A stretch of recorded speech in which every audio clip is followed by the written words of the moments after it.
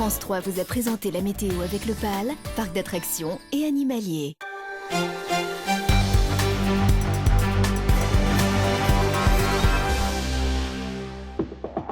Madame, monsieur, bonsoir. Voici les titres de votre journal régional. La RD 1006 fermée en raison d'un risque de glissement de terrain à la hauteur du Fresnay entre Saint-Michel-de-Maurienne et Modane. Les trains ont aussi été arrêtés dans le secteur. Un géologue a été dépêché sur place et un hélicoptère a survolé le site. Chana accueillait sa 45e course de côte moto, le rendez-vous incontournable du début de saison, étape du championnat de France de la montagne. 150 pilotes s'y affrontent. Comme monastère rime avec affaires en ce lundi de Pentecôte, gros plan sur ces abbayes qui fonctionnent comme de petites entreprises, avec comme premier exemple, bien entendu, le monastère des Chartreux en Isère, producteur d'une liqueur vendue dans le monde entier. À la une du journal national présenté par Carole Gessler, loi travail, une semaine à haut risque, grève à la SNCF, à la RATP, blocage des raffineries et dès ce soir, mobilisation des chauffeurs routiers, des revendications secteur par secteur qui s'ajoutent à la mobilisation contre la loi travail. Et puis cinéma, les régions à l'affiche, en plein festival de Cannes, les régions aussi font leur cinéma. Attirer une équipe de tournage, c'est l'assurance d'une notoriété, de retombées financières. Exemple avec les séries chinoises tournées en France, qui ont un impact très important sur le tourisme. Nous sommes le lundi de Pentecôte, alors jour férié ou non, avez-vous travaillé ou pas? La question se pose depuis l'instauration de la journée de solidarité en 2004, une disposition assouplie en 2008. Désormais, les situations sont très différentes selon les entreprises. Valérie Chastelan et Yves Maréglot, eux, ont travaillé. Alors cette Pentecôte, on bosse ou pas? Ne serait-on pas en présence d'un jour férié qui avance masqué? Voici le parking d'une grande surface de bricolage ce matin. Cohue et bonne humeur générale et aucun doute pour certains, c'est chômé. Non, pas la Pentecôte. La Pentecôte, c'est sacré? C'est sacré. Pourquoi? Parce que c'est un jour férié, tous les jours fériés sont sacrés. Bon, alors vous vous souvenez qu'il y a quelques années, 2004, on avait dit que c'était la journée de la solidarité, qu'on travaillerait gratuitement. Oui, même je suis retraité depuis un mois, donc ça y est, maintenant la solidarité, c'est pour moi. Poursuivons l'enquête dans un cadre bucolique au milieu des tomates qu'on plante sous le soleil. Le débat continue. Qu'est-ce que je fais là? Je travaille pas là? Ça veut dire que je ne travaille pas? Si, je travaille là. Je travaille pour la solidarité. Nous sommes dans un jardin familial dont l'une des fonctions est effectivement de planter des plantes, mais aussi l'une des fonctions c'est de travailler le lien social. Eh bien, moi qui suis retraité maintenant, mon travail c'est le travail sur le lien social. Donc j'en profite. Les uns plantent et sèment, les autres sont au bureau comme le mari de madame. La Pentecôte, une gestion familiale. Dans les familles, c'est pas évident, des journées comme ça. C'est pratique en même temps parce que les enfants n'allant pas à l'école, de toute façon, il faut les garder. Donc dans tous les cas, il aurait fallu poser un jour de congé. Donc comme ça, c'est fait. On poursuit dans les allées en pleine ébullition d'un temple de consommation sportive. Journée comme les autres ou pas? Oui et non, en fait, généralement, un jour férié, c'est sur la base du volontariat. Donc les collaborateurs viennent travailler simplement s'ils l'ont décidé. Et ensuite, au niveau du salaire, c'est généralement très intéressant. Ça vous donne le sourire de venir travailler la Pentecôte? Tout le temps. Tout le temps, il n'y a pas de Pentecôte, il n'y a pas de dimanche, j'ai le sourire tout le temps. En tout cas, que vous soyez en RTT, en congé ou au boulot, cette drôle de journée devrait rapporter cette année près de 3 milliards d'euros. 3 Français sur 10 travaillent aujourd'hui. Pas moi. C'est ce que je vois. Oui. Vous en profitez à fond? Un petit peu. On a de la chance, il fait beau en plus. Donc on commence à perdre les kilos là.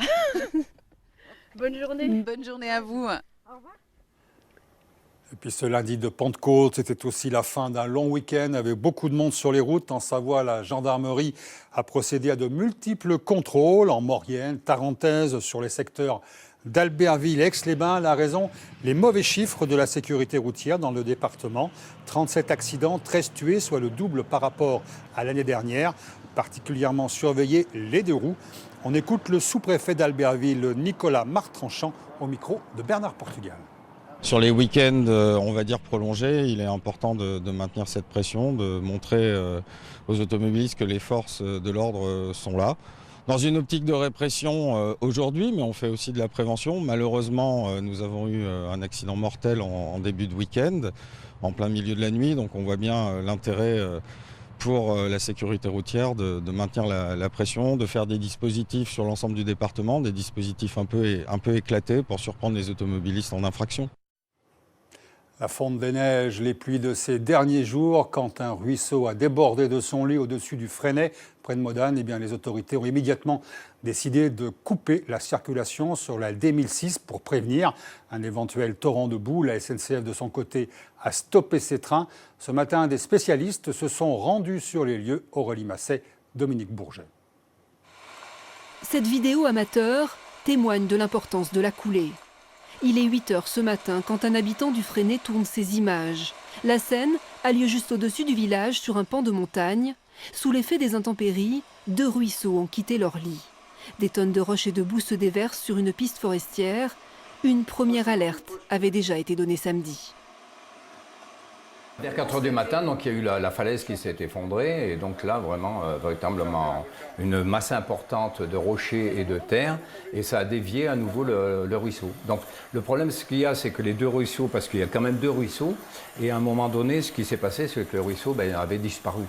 Ça veut dire qu'on pouvait penser que le massif était en train de s'imprégner. En clair, c'est un glissement de terrain qui menace la départementale 1006 et la voie ferrée juste en dessous. Le scénario s'est déjà produit en 1977. Alors très vite, un géologue et un hélicoptère sont envoyés pour évaluer la situation. La circulation est interrompue sur la route et le rail. Un TGV Milan-Paris se retrouve alors bloqué en gare de Modane. Il nous a dit que peut-être on prendra un car jusqu'à Saint-Jean-de-Maurienne et après on continuera avec un TGV. Mais on attend encore la décision définitive. Après 2 heures d'attente, le train repartira finalement vers 13 h. Si la circulation a aussi pu reprendre sur la départementale 1006, la zone reste sous surveillance. Demain matin, le service de restauration des terrains de montagne doit inspecter le massif. On a appris en fin d'après-midi que la départementale 1006 était à nouveau coupée à cause d'un nouvel épisode boueux. Vaste opération cet après-midi des pompiers de Haute-Savoie sur un incendie dans un garage de Bonneville. 44 pompiers sont intervenus afin de prévenir tout risque chimique. Il y avait dans l'atelier notamment de l'acétylène. Toutes les précisions sur notre site internet alpes.france3.fr. Une centaine de caravanes ont pris place sur le parking d'Alpexpo à Grenoble, une installation ordonnée par la métro en urgence. Initialement, elle devait occuper un terrain sur la commune de Murianette, mais visiblement, cela n'a pas été du goût de certains. À leur arrivée, les gens du voyage ont trouvé un champ totalement labouré. Les caravanes ne pouvaient plus passer. Cela fait 80 ans maintenant que la loi sur les congés payés a été votée, mais de nombreuses familles ne peuvent pas, faute de moyens, partir en vacances. Alors depuis sa création en 1945, le Secours populaire se mobilise pour que les personnes démunies puissent profiter de ces jours. Il organisait aujourd'hui une journée festive au centre de loisirs de Pont-de-Claix. Nathalie Rapuc, Joël Serroni. Ah, Griezmann! Ah là là! Ah là, il n'y a que des stars là!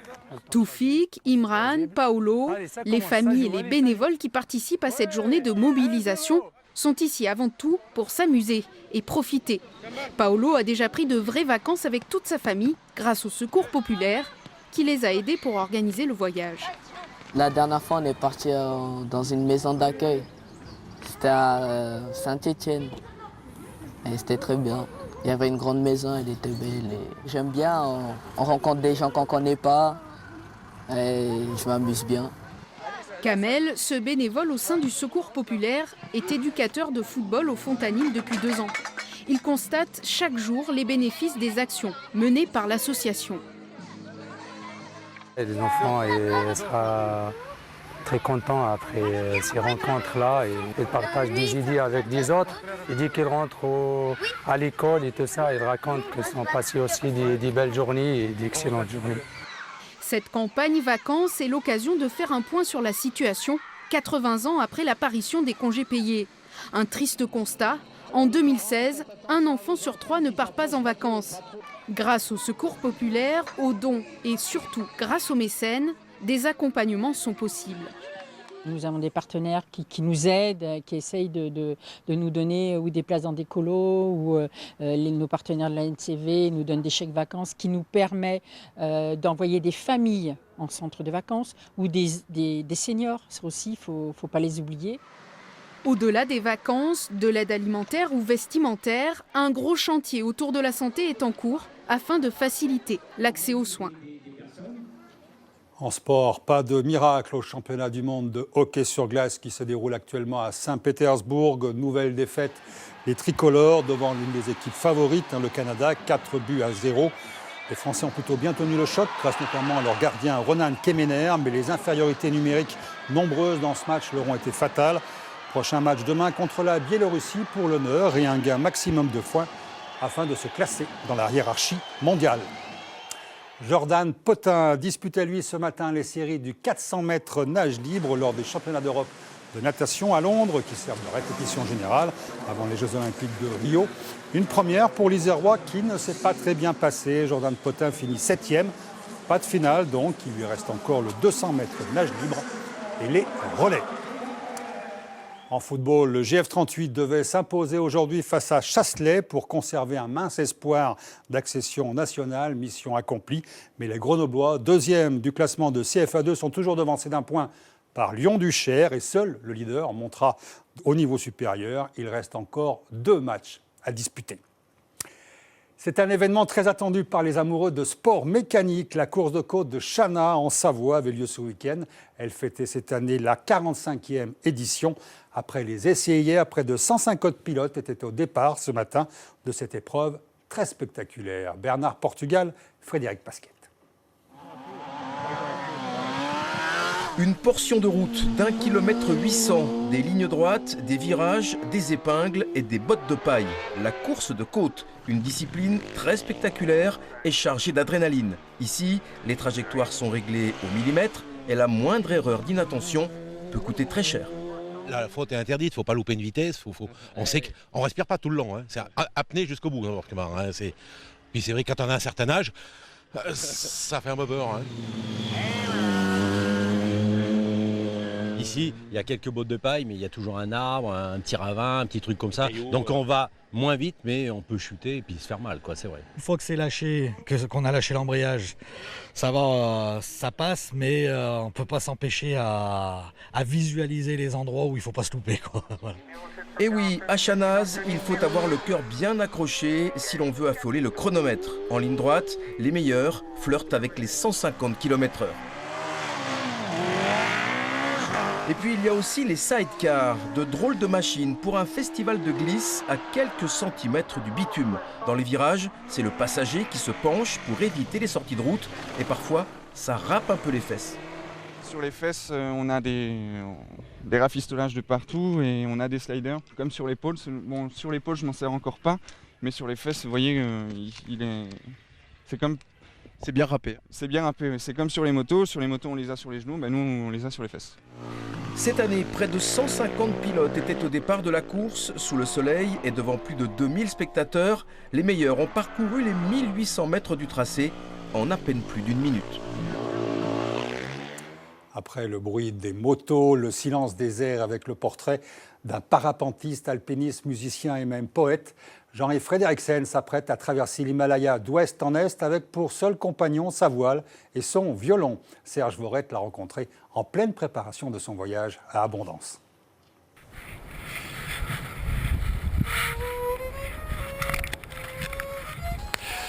C'est une catastrophe mes atterros. Ils sont nuls. Si j'ai encore un violon, c'est miraculeux si j'ai encore un violon. L'air de rien, il y arrive toujours à la fin. Il a planté ses crampons, ses piolets sur quelques 8000, puis il a volé au Pakistan, en Inde, toujours dans cet immense Himalaya qui donne l'envie d'y revenir. Alors Jean-Yves dit blotch, ce qu'il veut maintenant c'est voir grand, haut et surtout longtemps.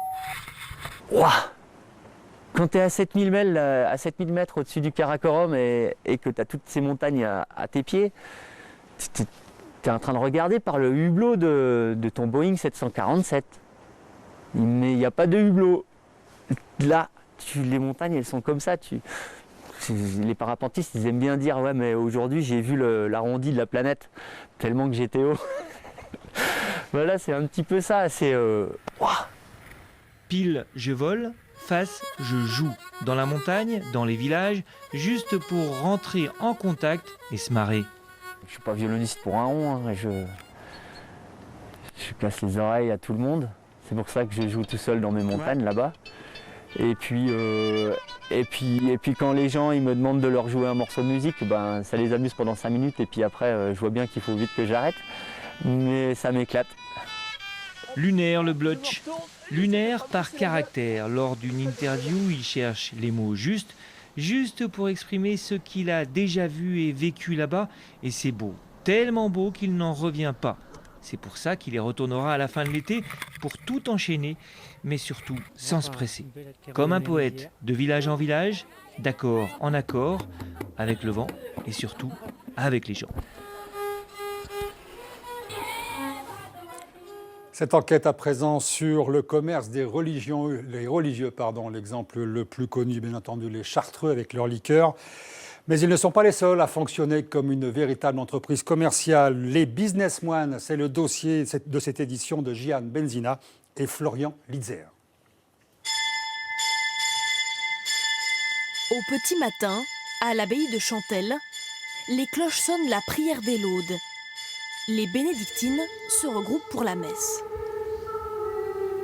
Mais pour la mère supérieure, après le temps de la prière, vient celui des affaires. Car Mère Pascale est chef d'entreprise. Bonjour Sonia, bonjour Cécilia. Elle connaît ses produits sur le bout des doigts.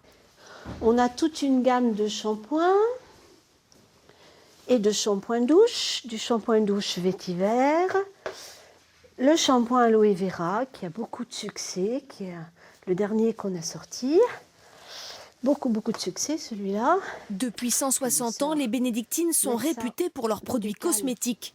Depuis 1954, le gel moussant pour les mains. C'est une véritable entreprise.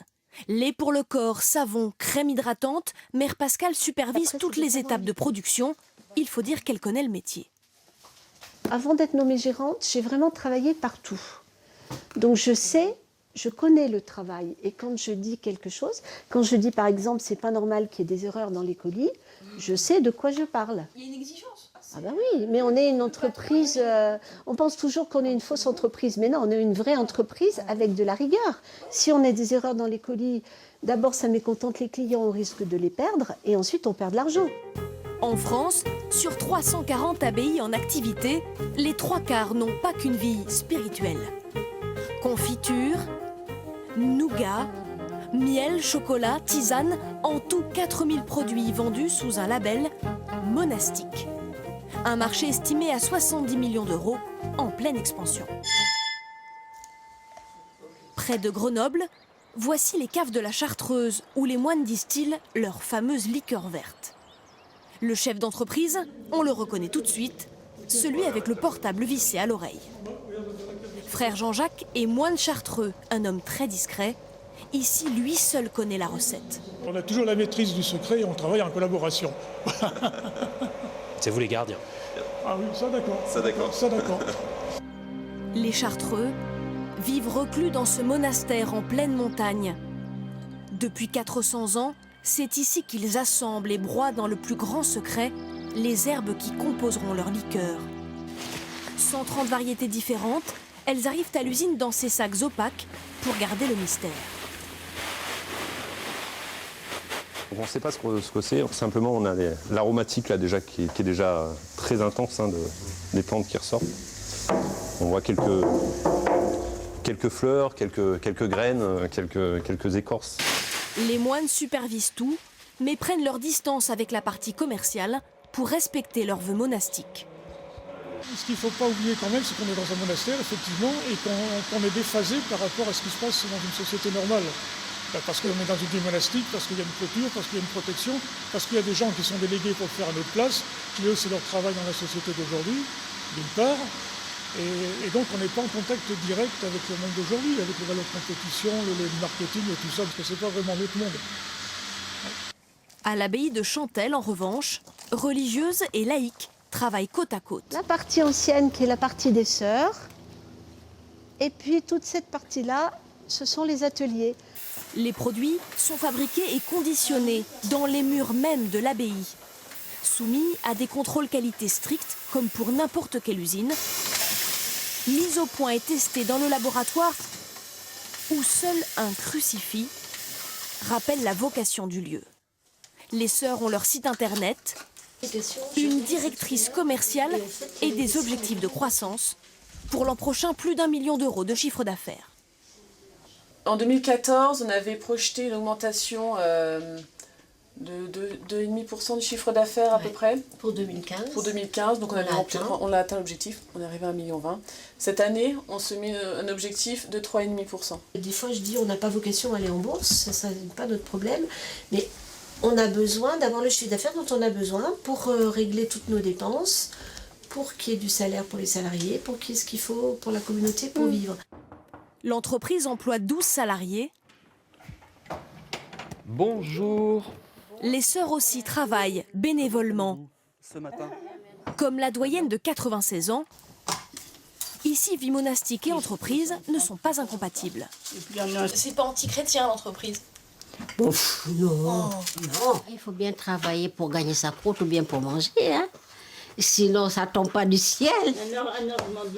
Si tu restes là, les bras croisés, mon Dieu, oh, je ne sais pas si tu auras de quoi manger. Les bénéfices des années précédentes ont jusqu'à présent permis d'entretenir les murs de l'abbaye. La toiture a été restaurée l'an dernier. Chez les Chartreux, l'usine tourne à plein régime. 2 millions de bouteilles par an, dont la moitié part à l'exportation. 15 millions de chiffre d'affaires. Les moines touchent un pourcentage tenu secret sur chaque bouteille.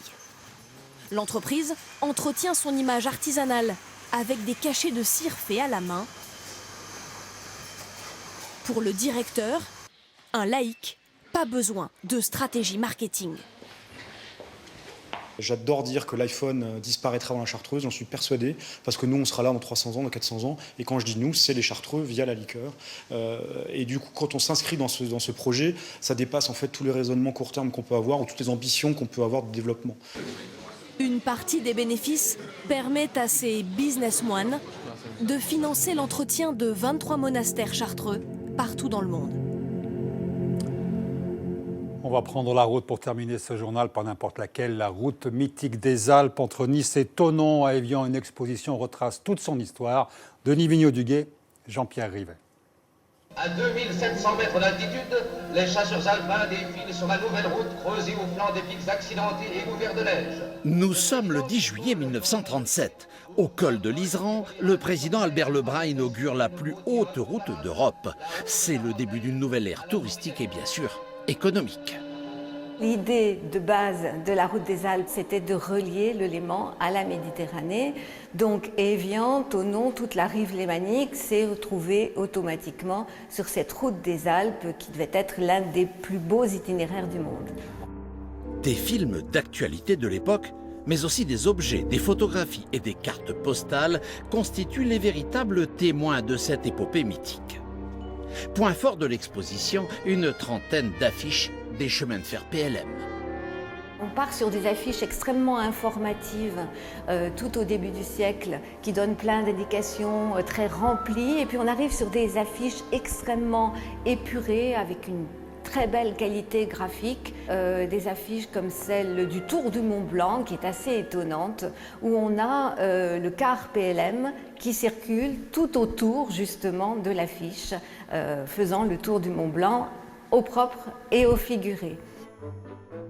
L'exposition permet de comprendre comment, en reliant le Léman à la Méditerranée, cet ambitieux projet engendre le développement des stations alpines par l'accès au voyage individuel ou collectif.